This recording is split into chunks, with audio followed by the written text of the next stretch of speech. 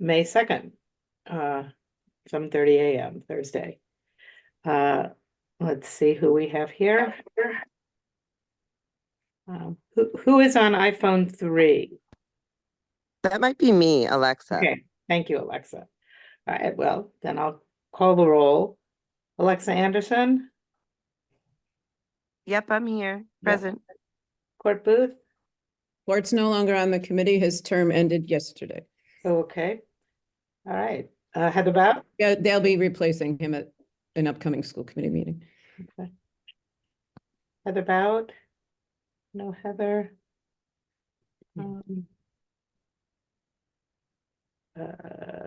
Peter Fishalis. No Peter. Don Garelio. Tim Holt. I see Tim. Lori Hunter. Yes. Mark Howell. Present. Pat Nelson, I'm present. Chris Popov. Present. Charlie Parker. No Charlie. Matt Brute. Morning. Steven Stashewski. I'm here. Good morning. Okay, so this should be a quick meeting. We're going to be looking at some change orders. So Ian, you want to go ahead and start the update? Sure. Thanks, Pat. We've got 2 change orders on the agenda this morning. And some of these are kind of normal business. Others we kind of marked as necessary, which was kind of spawned this meeting so that we keep work flowing in the field. So change orders 9 and 10, and I can go over kind of the big picture of both, but I'll rely on Jen and Jonathan to get into more of the details and talking through some of these changes. So change order 9 has 4 PCOs, number 33, 35, 38, and 45. A number of smaller changes, and the total is $24,002 and 29 cents. 0-day extension of contract time. So Jen, do you want to walk through these, please? Yep. I'll do high level. If anyone have any specific, more detailed questions, I'm happy to answer that. PCO 33 just added, we have these 2 storage sheds that house the septic system control panels, and as well as just a storage unit for the custodial equipment outside of the loading dock area. So on the septic shed, this is to add a door and some insulation to that unit, which hadn't previously been specified. So we thought that was necessary, good value to have that insulated. It's energy efficient. It, helps conserve some energy, in that particular unit.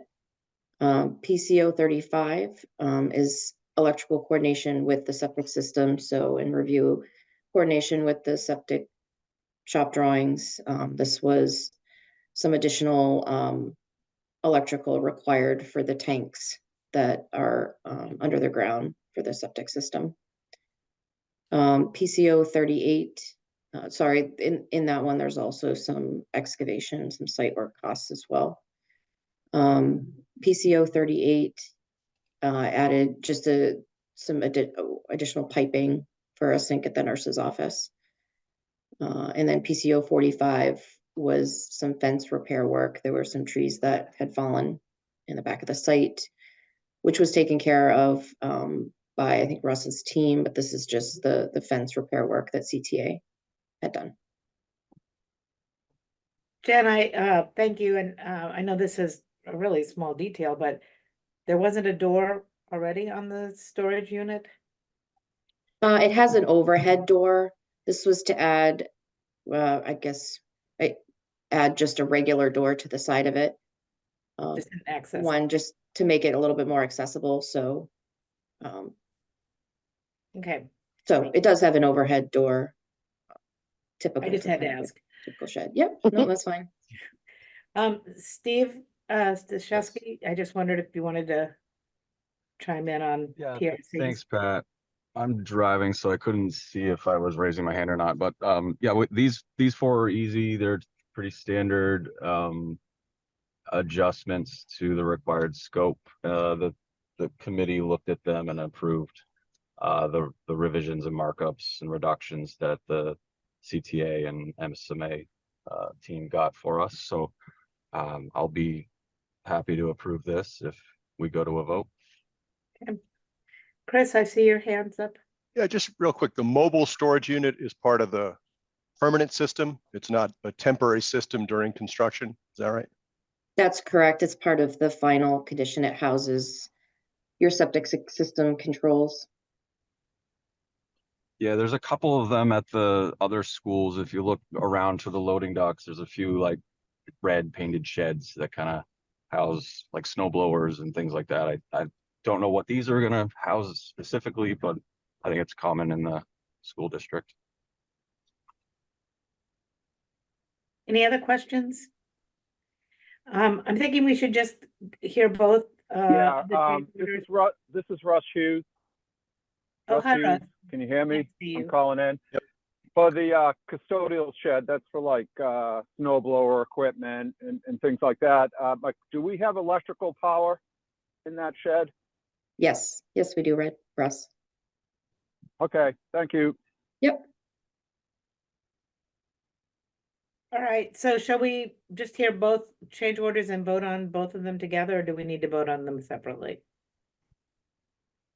We can do it either way. It's fine. Okay, well, why don't we go ahead and do the next one, and then we'll. You got it.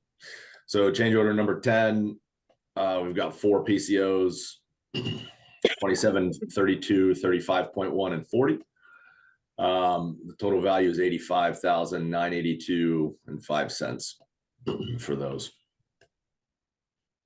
Yep, PCO 27 was some additional structural, well, an upsize of some of the stringer, the size of the structural size of the stringers at each of the stairs. So we have 3 stairs, and this was as a result of the delegated designers review. They felt the need that needed to be upsized, as well as adding some additional cross bracing, which is just some extra structural support underneath some of the stairs as well. PCO 32, this was relocating some of the mechanical and sprinkler piping out of a space that currently is not accessible. So we have an area, a volume of space that around the auditorium that is, I guess what we're calling dead space, and it's not accessible. So we really wanted to relocate anything that needed to be regularly maintained out of that space. There were some, code requirements, so we wanted to make sure that that was addressed. PCO 35.1 is again some electrical coordination with the septic shop drawings. CTA broke this out into 2 separate change orders. Not entirely sure why. I think they just wanted to try to expedite, but this one is the same thing. It's just broken out into 2. So PCO 35 was on change order 9.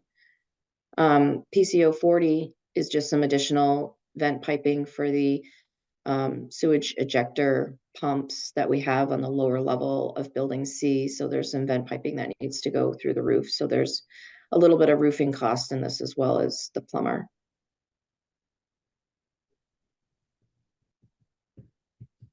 Thank you, Jen.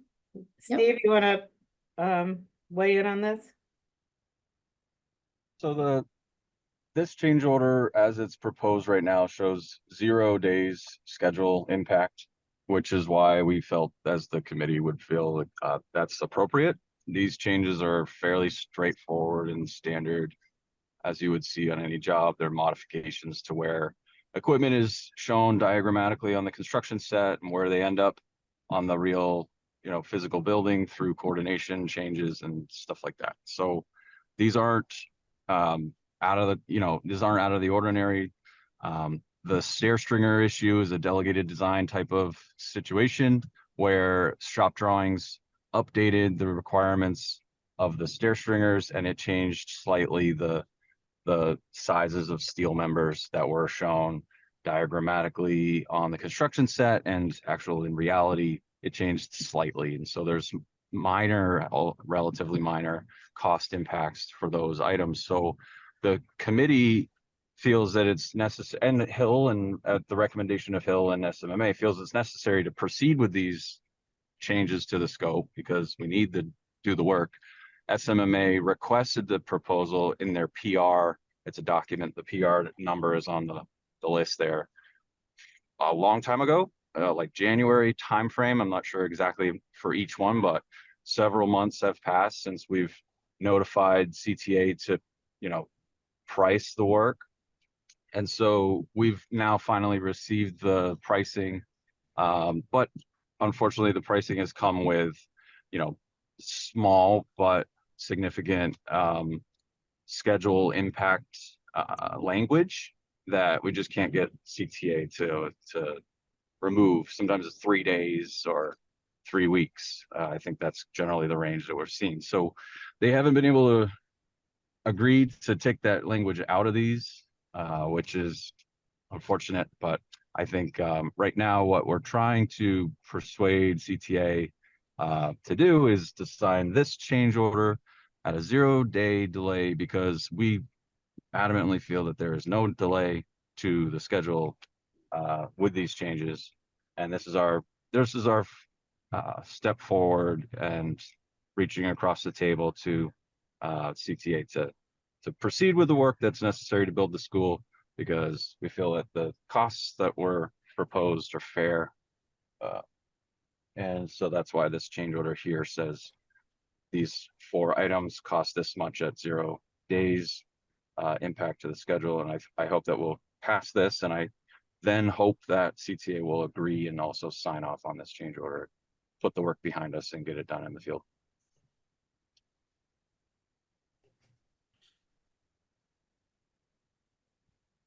Chris, I see your hand up. Yeah, just real quick. No, thank you so much, Steve. You answered all my questions, and I really appreciate the thorough explanation. Thanks a lot. I'm glad I was able to help, because I usually rely quite a lot on Gail to explain these things. I'm not sure if she's on the call. She could probably add some color if she is. Gail, do you have any color to add? I was just thinking how great of a job Steve did, and he's now at the face of TRC. Uh-oh. Right. Alexa, So if I'm hearing this, is there a chance that CTA would not sign this contract because we've put in, or sorry, this change order, because we've put in the stipulation of 0 days? Yeah, I think there's always a chance that they'll dispute it. But maybe Hill or someone else could explain what their thoughts are, because I'm not on day-to-day on the ground in the meetings with them. Yeah, I think change order number 9 is straightforward. We don't see any issues with them signing this one, which is why we split these into 2 change orders. And that was a strategy on our part to, get some of these behind us without any issue. Change order number 10, as everyone's alluding to here, there might be some hesitation to sign this just because of the disagreement on the contract time component of it. So we do have, a mechanism to issue this to them and get them to proceed with the work through issuing a contract change directive, and kind of lock them into the cost and have them proceed with the scope while they dispute time in the future. So Heather. Thanks. I agree. Very helpful explanation. It helped to give the context. And so I had a similar question to Alexis, and so it's just a tiny bit more follow-up. But Steve, you said we'd kind of get this part going. Does that mean there's another part of this that would conceivably be an effect on the schedule? Or if we do this, obviously I'm not asking, are there no more change orders? But in terms of the ones that we're looking at now, if we pass this, does this kind of take care of the issues at hand, or are there other pieces of it that are still out there to be debated regarding the timing? Does that make sense? Yeah, I don't have the log in front of me, but there are other change orders and there will be more change orders throughout the course of the project. I think we got Right, a year right. left. So I think there's a handful, 5 or 6, Okay, or maybe there's Yeah. 10 on the log, where 4 to 5 of those have a time component. And that's in addition to the ones we're looking at here today, I think. okay. So they're kind of putting this time component on more of the change orders that are being presented. And generally what the committee is saying is, look, we knew about this months ago. The contract says you have a time frame to respond. Why are you saying now later? You know, if we knew, Right. sorry, if we had known that there was a time impact when you were supposed to respond to us a long time ago, maybe Right. we would have had a different situation, and maybe we wouldn't have done what we want to do today. So that's kind of the situation we feel like we're in several of the change orders being proposed right now. Makes sense. Thank you. Much appreciated. But generally speaking, you know, as you build, as you get further along with construction, there are just things that come up.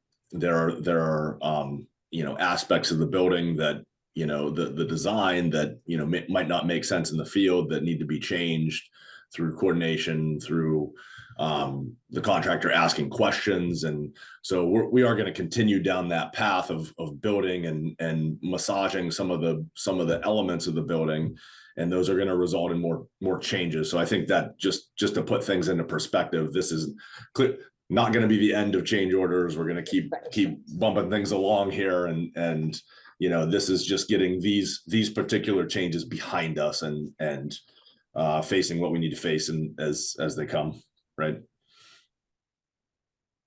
Great. Yeah, Thanks. and I agree. One thing I'll add is, like, we're going to continue to see change orders presented. We'll probably continue to see change orders presented with time. I think the faster, which is why we're here today at not a regular pace meeting time. We want to sign off on this with 0 days, put that out in front of them, see if they'll accept, and then maybe we'll meet more regularly, more frequently to move these things along as far as the committee is concerned, and not wait months to respond to them. At least we're getting back to them on a really fast manner to do our part to move things along and not be holding up anything in the approval process, which is why we're here today. We might be here more often in the foreseeable future. So my question is related to that. Assuming that we resolve change order 10 to actually include some days of contract time, will we see that again at this level? If when it all comes out in the wash, they've done the work and there's an agreement, does that come back to us for a second approval? Yeah, any changes in contract time have to go back to this committee for approval. So we would need to, you know, on any change, it's CTA's responsibility to justify any change in contract time, and so they have to really prove that any of these changes have impacted their critical path on the construction schedule. And you know, we're awaiting their responsiveness in doing that. There's a time frame in which they need to do that, and that's taken into consideration. But it's really their responsibility to justify any time impacts on the project, and we have to be in agreement with it. And if we reach that point where we are in agreement and we say, hey, you know, we think that there's time that they're owed because of these any change on the project, I'm speaking in general, then we would come back to the committee and we would present that and make a recommendation to you guys, right? Even in a situation where we went to the directed change process to get the work done. So I'm assuming that when we approve this today, the work is going to happen, and then the discussion about what the impact on schedule is potentially coming back to us was my question, and I think you answered yes. That's a possibility. I mean, it's not So some of these are clean that, that's not, we don't anticipate that happening, but that's always a possibility, that they would come back and say, you know what, we really feel that we're owed time. They would have to proceed under protest, so to speak, and continue with the work. And we've agreed on the dollar amounts, but we have to resolve the time piece at a later date. Yes. And is it a fair assumption that we don't have any changes that are in that situation at the moment that have been previously approved? Are you saying on previous change orders? Right. Is there any dispute about time on previous change orders that we've approved? Yes. Yes. Can you characterize the order of magnitude of that? As far as time, I can't put a duration on it because we really need CTA to quantify that for our purposes. So, yep. All right. It's just useful as we get into this stage where we could be building up potential deficits or potential credits in that area to have an understanding of what it is, because it goes to risk. Yep. Yeah, I don't mind jumping if that's okay. Pat? Sure. Yeah, go ahead, Laura. I think this is the ongoing conversation we're trying to capture with CTA, and there is a level of vagueness that the Hill team is working with Gail and I and SMMA on that. We're going to need to sit with them. Hill's bringing their scheduler into us on Monday to really look at what should and could be scheduled realistically. And that will give us frame of reference on the discussions we need to have with CTA. CTA, I think is definitely trying to work some time into this, and we're all being really thoughtful and intentional on mitigating what right now they're doing at a very vague high level. And obviously we need to tighten that up. So Mark, you're completely right. And that's the next steps we're working on. Okay, I appreciate it. I assume we'll hear more about this at our next meeting. Definitely. Yes. Yep. This is exactly what we expected to happen when we did the directive. And I just want to say how much I appreciate you all hounding this bird dogging this process. It's yeah, I know it's a lot of work and I appreciate it. Yeah, this is nothing new that we haven't seen from CTA before. We've done a lot of business with this company, and this is the typical trend here that they scrutinize any changes and really ask for time on contracts, and we just have to be able to manage that. So that's what we're working through right now, and want to be able to present to the committee on at the next meeting. So, Court, I see your hand up, and I want to recognize that we're in a fuzzy space with you're no longer the school committee liaison to this committee, but I expect I will be replaced. That's correct. Yeah, but given this transitional time, please, what is, I'm happy to hear your question. The vagueness that's referred to really, I think, relates very, very unfortunately to the concerns that we had at the outset, how these things might go with CTA. As I understand it, as a practical matter, we would permit CTA to effectively cross out the line 0-day impact, sign the document, and proceed with work. That being the case, isn't our position in regard to influencing this and negotiating very compromised because we've already yielded? yeah, I mean, I don't think the intent here is to have them cross out anything on this document. We would maintain that this is the scope, the cost, and the 0-day duration for these changes and issue them through a change directive.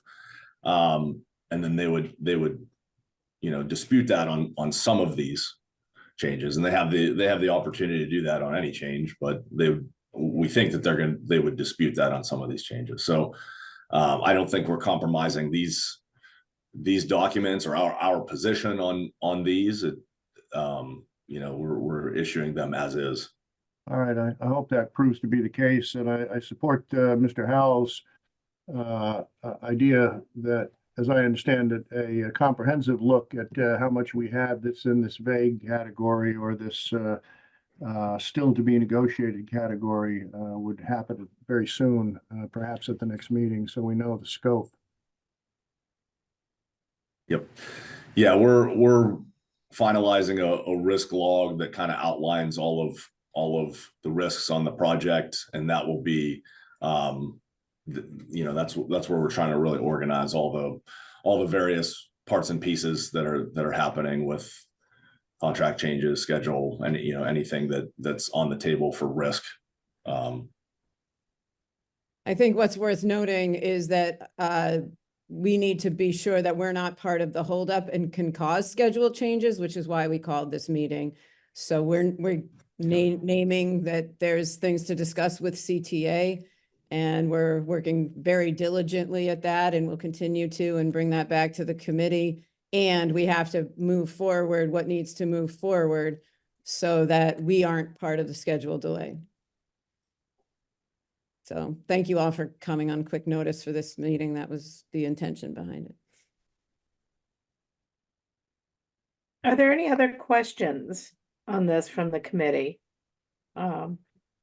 If not, are we ready to vote on it? Can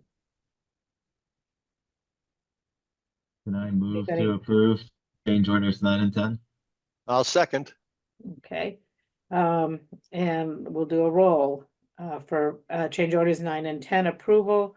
Alexa Anderson, Yes. Heather Bout, Yes, sorry, yes. Peter Fishalis. No, he's not here. Don Gorelio. Yeah. Tim Holt, Yes. Lori Hunter, Yes. Mark Howell, Yes. Pat Nelson, yes. Chris Popov, Yes. Charlie Parker. Did Charlie join us? No. Matt Root, Yes. Steven Stashewski. Yes. Okay. So it passes.